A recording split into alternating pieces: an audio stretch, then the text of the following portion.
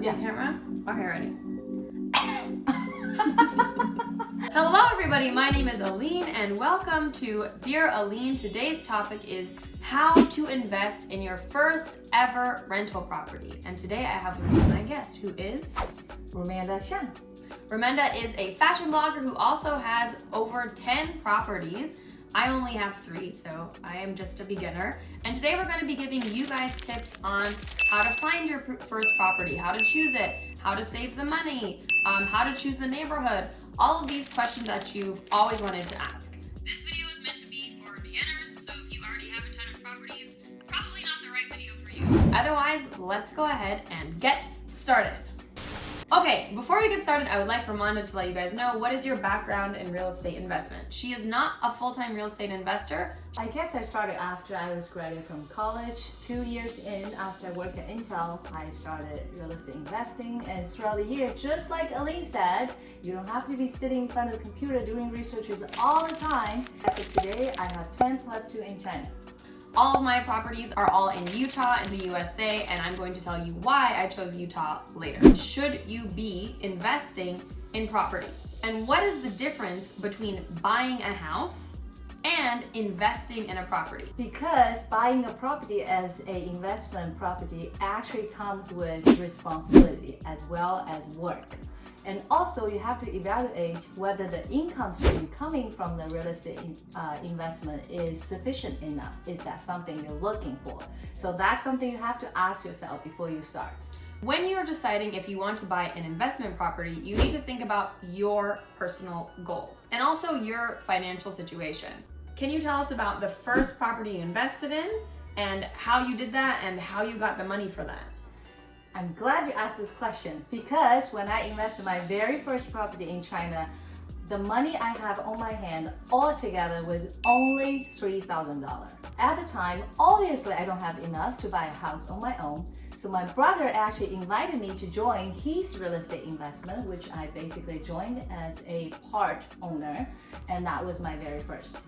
That's so cool. When you start doing research, there's a lot of other ways to do it. One is what Remanda did, which is going in with a family member and then just doing a partial investment. 2 is depending where you live in the world. I know in the US, some communities, they have 0% down payment. Also, there are houses only cost you $20,000, which means the down payment may very well be a couple $1,000s. The question people should ask themselves about what they're looking for through real estate investment, because to me, it's a very important question. Yes. Why? Because some people come into real estate investment looking for quick money. Quick money are the people who want to buy and sell. And you make quick money. That's true, you can. Exactly. And those are very different than investors like me. And me. Who we are looking for long-term cash return plus the property appreciations. Let's say somebody's grandparents die. They have, $300,000 from their grandparents.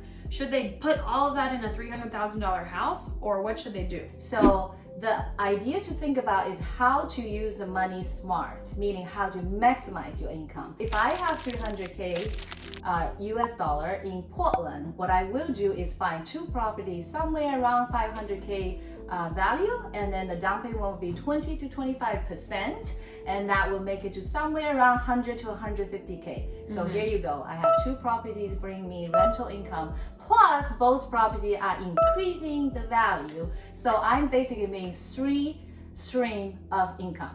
We interrupt this program to bring you a special report. When we keep saying appreciation, it doesn't mean like, I appreciate you, Remanda. Exactly. You're so smart. It means the value goes up. So I recently bought 2 houses in Utah, right next door to each other, because I used this method. Instead of putting all my money into one house, I put, half into each and got 2. These houses were worth around $290,000 each when I bought them. These houses are now worth $450,000 each. This is a 50% appreciation in 3 years. That's why choosing your neighborhood is so important, and we're going to talk about that. Do you want to tell them about your experience with appreciation? Yes. I'm sorry, I started laughing. It's just a story I tend to tell people and nobody tends to believe me. It's the China method. The China method. I bought a property in capital of China. So the initial investment was $30,000 US dollars. US dollar. The property was located in the absolute best district of the city. And just so you know, after about holding it for about 6 to 7 years, I think, I can't remember exactly, but somewhere around that range, I sold the property for 1.6 million USD dollars. So everything's possible, and I think there's a little bit risk-taking spirit as well, calculated risk. Also understand who feed you the information. Yes. The connection, the network, the person who's giving you this opportunity. Is this person a very experienced investor? So I think that all comes to play as well. How do you find these deals? How do you find these opportunities? You need to kind of be in the atmosphere of people interested in real estate. Obviously, watching videos like this, you should be in community forums. You should be following Instagram pages of real estate investors. You need to be in the world of investment and real estate to kind of know what's happening. A really easy tip is to think of a friend or family member that owns maybe 2 or 3 properties and start asking them questions. How do you choose the neighborhood? Let's talk about it. First of all, I want to ask you guys a question. Okay, I want you to comment down below your answer. If there's a street and it's full of houses, and there's kind of pretty houses and medium nice houses, and then there's like an ugly house, which house are you going to buy? What is the best investment? I mean, we're assuming that all the houses are in relatively good state. So in general, when you're looking at a street of houses, you want to buy the least nice house. Why? Because the value of the houses around it will increase the value of the house. Being close to public transport or freeways. This is not a requirement, okay? But when I look for houses, I like to have houses near a big shopping center or a mall or, public transport or the highway, easy to get on and off. Especially for first-time investor, I would say do not risk yourself to buy something very remote just because it's cheap. You're not gonna get good rental income. You're not gonna have the freedom to sell to secure the appreciation. So always buy in the best location possible. So I think when you're just getting started, in general, it's nice to buy where you know. So if you live in Arkansas, you're gonna know like, hey, where's growing in Arkansas? Where's the next hotspot? Where are they building a university? How do you calculate your return on investment? So for a real estate investment, you're always looking at 2 ROIs. One, Alyne talked about, which is cash ROI. I'll explain to you exactly what that is. And the other is the overall investment ROI.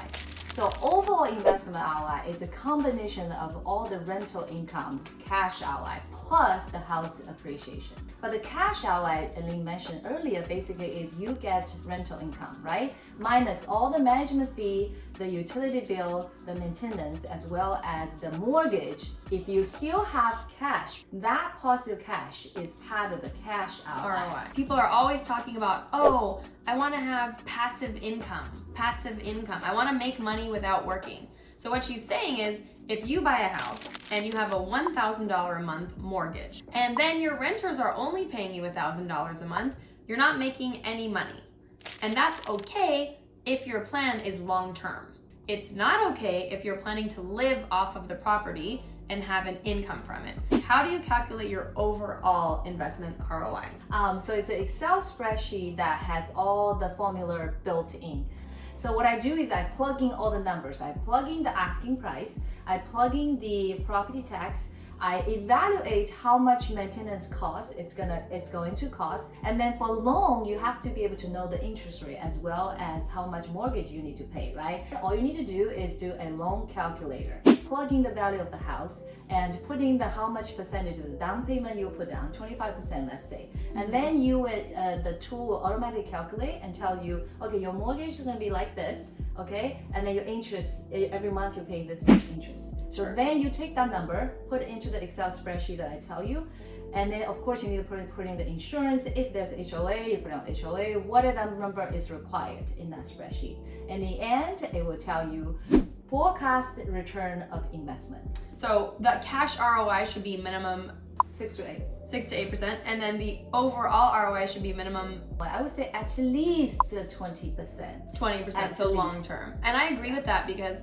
the truth is, the stock market, again, if you just put your money in a target date index fund, which I've talked about in other videos, you're gonna get a 10 to 12% on average market return with very little effort. What type of property is a good property for your first investment? I'm gonna go first.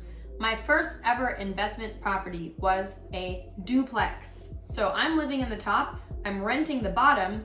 The people paying rent in the bottom are paying my mortgage. So I'm essentially living rent-free and I'm getting a free house. Exactly. My very first property in the United States is a duplex. My second property in the United States is a duplex. My third investment property in the United States is a fourplex. A fourplex, which has 4 units. And then I bought a single home. This single house has 2 levels and not meant to be a separate unit. All I did is add a lock on the bottom of the stairs. There you go. And I created separate access. Permission from the city? No need, because the lock is within the house. And the last property I bought recently is a single house. I bought the house with the renters in it. During the buying process, I negotiate the rent. I increase the rent to be market compatible. All right, everybody. We hope you enjoyed this video. We hope it was helpful. If you have any questions, please make sure to leave them in the comments and we will do our best to get back to you. Please make sure to follow Remanda. Please make sure to follow this page if you are not already. Send this video to everyone you know, and I hope you're able to someday get your first property and make all the money and be financially independent, and we'll all live